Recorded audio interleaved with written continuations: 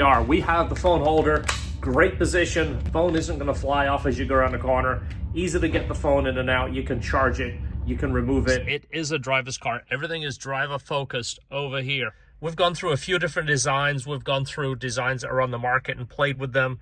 You clamp it down, it holds it. You can spin it any which way. You can angle it towards you, you can angle it towards your passenger, and the bracket has a stabilizer piece here which stops that vibration. This fits everything. This is one of the small phones, and that's a Lightning, and the USB-C fits in there also if you have the newer iPhone or one of the Android phones. I'm glad everybody has agreed finally on the same charger. Once it's assembled, your bracket will look like this. And then this is the main phone holder part. We tried so many different ones. I'm going to show you at the end. I've still got a handful of them left. Every single one of them I had a problem with and ended up just going back to this one. Every time I tried it, this fits all of the phones. It fits secure. It's got the adjustability. So a small frame phone, you typically push this up, open it with the push button on the back, put the phone in, a quick squeeze, it's done. There you go. Fits really nice. Drop the feet for the bigger phones, put it in there, squeeze it, it's on. There is a little bit of trimming, and it's mainly for the back side of this so that dash fits flush.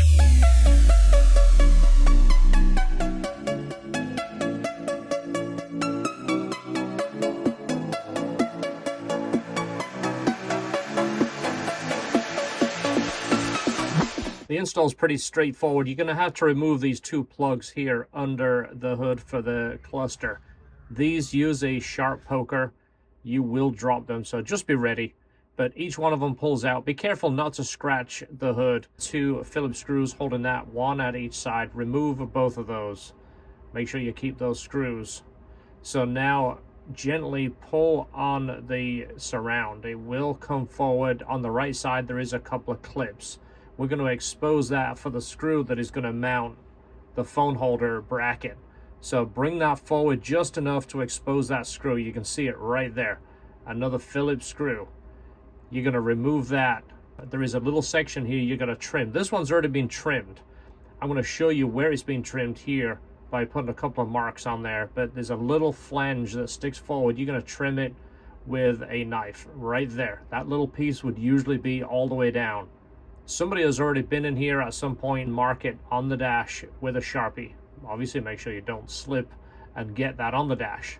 Put a mark on the top and the bottom, and then that little section there, you're going to trim it. Use a really sharp knife. It's not hard to cut, but obviously a sharp knife, less chance of putting a lot of pressure on there and slipping and either cutting yourself or cutting the dash. You're going to install this with the screw, stabilizer bracket. You're going to line that up on the dash and tighten that. Put the screws back in for the dash surround.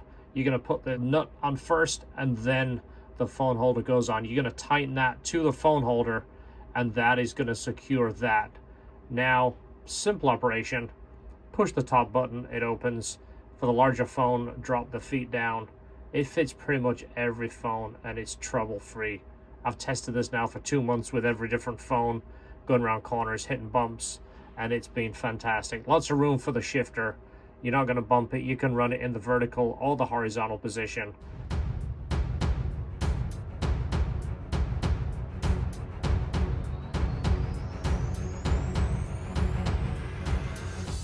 So this is some of the pieces that we've been buying and different phone holders. So first off, let me show you some of the brackets that we went through. This is the one bracket that's floating around on the market. I think it's the original modified bracket, but it's been reproduced. It's very, very thin. It's got a bunch of holes in it designed to pick up different mounts, but it's thin, it bends, it's wiggly, it's too low. I wanted to bring the phone further up, and of course all the phone holders that fit this are all kind of problematic. So these are some of the pieces. This is actually titanium. We were going to make it out of titanium, but of course silver on the dash didn't look good. So we came up with a bunch of different brackets, tried different shapes, and then once we got a shape we wanted, we digitized it and then made it out of 3D printed so we could actually fit it to the car. So these are some of the prototypes. There's a whole bunch of these. A lot of them ended up going in the bin because you build it, you put it on the car, you sit there, you put the phone, you don't like it, you throw it away, back to the drawing board. So this is actually the final design. The stabilizer, this is what sits behind here to stop that flexing. There's the 3D printed one to make sure the shape and everything fits properly. Then we tried different types of foam to put behind it. We wanted to have a certain amount of tension. We wanted one that wouldn't get gooey in the sun. There's another different type, different shapes. And then this is the finished one that's laser cut with the 3M backing. It actually sits on there. So let's show you a few phone holders. This was one that 2 or 3 people recommended. It's a magnet one. It's a MagSafe, and it's the world's strongest magnet, and whatever you want to believe. And it sticks there, and your phone sticks to the back of it. It just sucked. You shake it, the phone would fall off. I saved it just because I wanted to show you it. That one's going in the bin. Then there was a few variations of this. I ordered every one I could find. This one just kept coming up, and it was cheap. And it looks similar to the one we have right now. But it was very cheesy. It didn't have a rubber feel to it. It didn't hold as well. The little ball and socket was kind of small in the back. And I think we just got these and played with them and then just decided against them. Didn't have a rubber back end. This wasn't very grippy. The ball didn't fit very well. Another one right here. I think this is actually the same. We ended up using a different ball to give it more stretcher because this sits on this bracket here. We didn't want this. There's so many of these that sit in your vent and sit with suckers and you put them on the windshield. Again, we had a problem with all of them. We just kept trying different ones and experimenting to see which ones we liked and which ones worked. This is how we come up with some of our designs, is just build it and try it for ourselves. If I like it in my car, I'll offer it. If it doesn't work out, we don't sell it.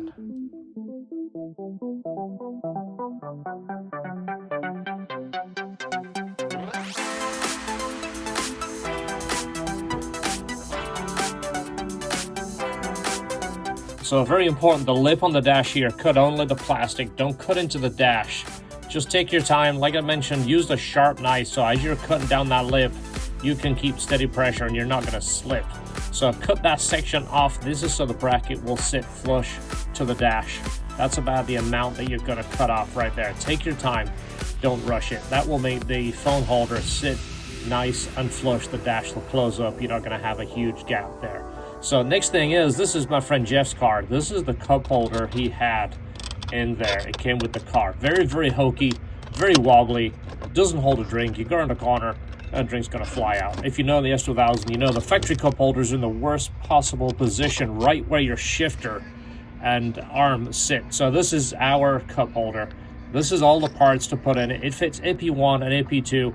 It's adjustable so you can make it sit forward or further back, depending on how your arm position is.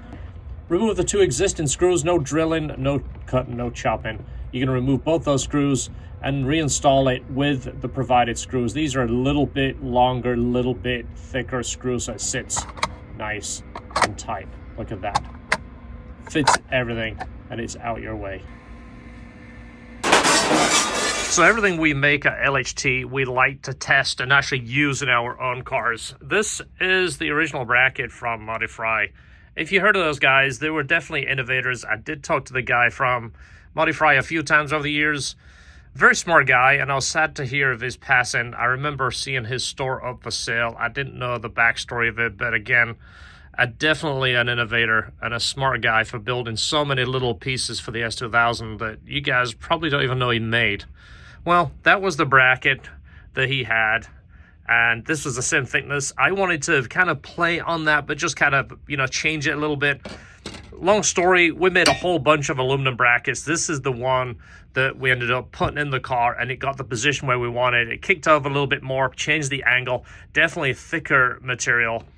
Then basically tweaked that, and that was the one that was in the car for a month. This is essentially the design we have now. This is the angles. This is where it positions.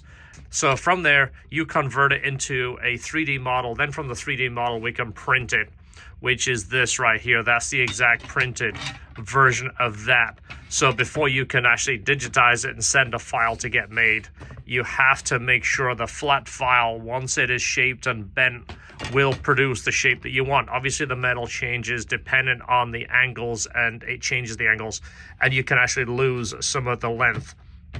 So this is the design we have now. That's what comes in the kit. It's much thicker, as you see, and it's anodized. It is the harder aluminum at 6160, and of course it's got the threaded pieces in there. So definitely a stiffer design, and it tucks it in a little bit closer away from your passenger, but allows a bit more room on this backside so it doesn't rub the center console. I don't want to put marks in my car or your car. So just to give you an idea, this is how we come up with some of our designs. It's just build it and actually put it in our car and test it. Guys, thanks so much for subscribing and checking out the channel. We're at 110,000 subscribers now. We have a limited supply left of the hoodies like you see I'm wearing right here, as well as the t-shirts and beanies. Later in the spring, we will come out with some more blue shirts. A lot of people have requested that, and it's the classic LHT blue. It will be back. In the meantime, check out the store, LHTperformance.com, and more importantly, enjoy your cars.